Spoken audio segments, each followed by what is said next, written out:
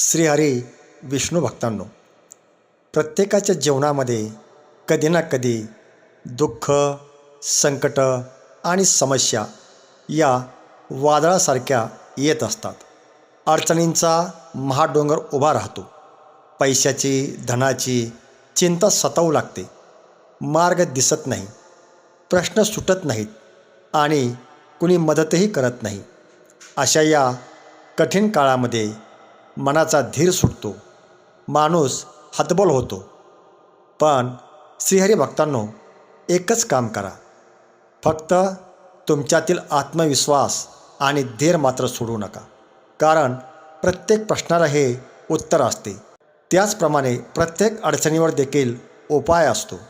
श्रीहरी विष्णू भक्तांनो, श्रीहरी विष्णू यांचा जो मंत्र मी सांगत आहे तो मंत्र एक दिव्य उपाय आहे. प्रत्येक संकटावर एक अखंड असं कवच आहे. फक्त श्रीहरी विष्णू यांच्यावर पूर्ण विश्वास ठेवून, श्रद्धा ठेवून या मंत्राचा नित्यनेमानं जप करा.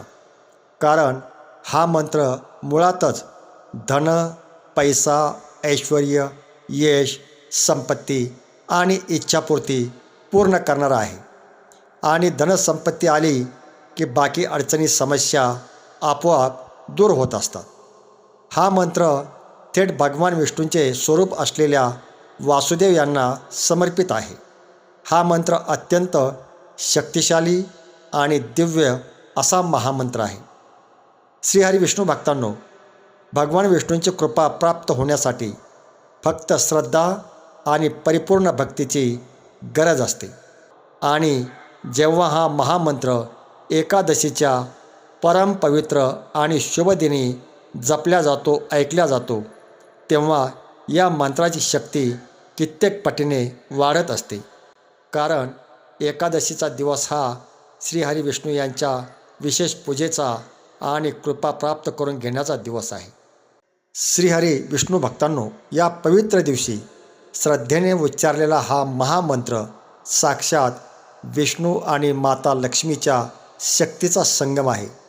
कारण हा श्रीहरी विष्णूंचा महाबीज मंत्र आहे. हा मंत्र श्रद्धेने, विश्वासाने जपायला सुरुवात करताच तुमच्या जीवनातील दुःख, संकट, समस्या, अडचणी नावालाही शिल्लक राहत नाहीत. हा मंत्र तुमचे भाग्याचे दार उघडतो. चोहोबाजूंनी पैसे येण्याचे मार्ग या मंत्रजपाने सुरू होतात. तुमच्या घरात धनाची, पैशाची आणि संपन्नतेची कधीच कमी पडत नाही.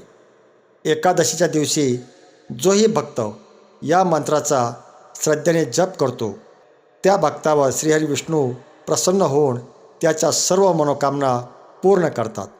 हा मंत्र म्हणजे धनाची, पैशाची, संपत्तीची बरसात करणारा असा महामंत्र, बीजमंत्र आहे. तर श्रीहरी विष्णू भक्तांनो, पुढील काही मिनिटे आपणही या दिव्य महामंत्राचा जप करूया. ओम ह्रीं श्रीं क्लीं वासुदेवाय नमः.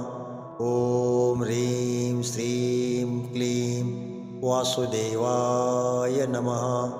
ओम ह्रीं श्रीं क्लीं वासुदेवाय नमः.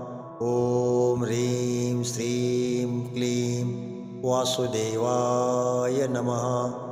ओम ह्रीं श्रीं क्लीं वासुदेवाय नमः.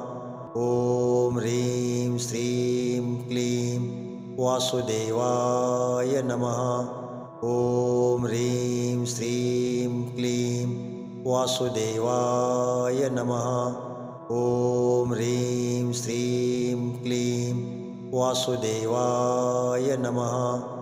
ओम ह्रीं श्रीं क्लीं वासुदेवाय नमः. ओम ह्रीं श्रीं क्लीं वासुदेवाय नमः. ओम ह्रीं श्रीं क्लीं वासुदेवाय नमः. ओम ह्रीं श्रीं क्लीं वासुदेवाय नमः. ओम ह्रीं श्रीं क्लीं वासुदेवाय नमः.